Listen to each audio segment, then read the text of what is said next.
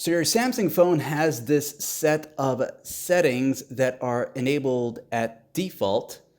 And basically what it does, it is going to allow the system itself, if enabled, to read all notifications, including personal information such as contact names, the text of messages you receive. This app will also be able to snooze or dismiss notifications or take actions on buttons in notifications, including answering phone calls. That's really scary.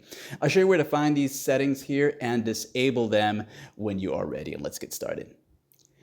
Whether you're looking to do this now or next year, go ahead and use a quick access on your Samsung phone. And this is going to show up on Samsung phones with Android 12, 13, and 14. From here, you'll go to where it says apps. So you're gonna look for the apps section. So you'll look for that.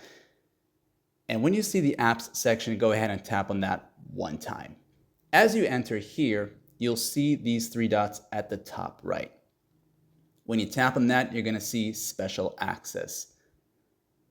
As you are here now, you will look for what is known as notification access. As you tap on that right here, you're gonna see these options, toggles for certain features or settings on your Samsung phone. So of course, if I turn on one of them, you're gonna see something here.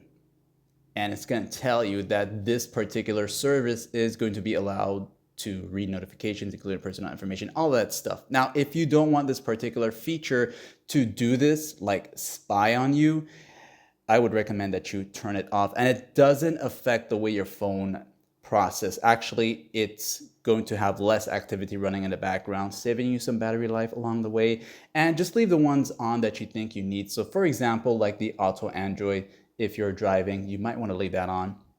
You got the whole One UI system, but if you want to really be private about it, just disable it. But you can always come back and turn them on if you need to. So if this guide helped you out and you learned something new about your Samsung phone, like and sub.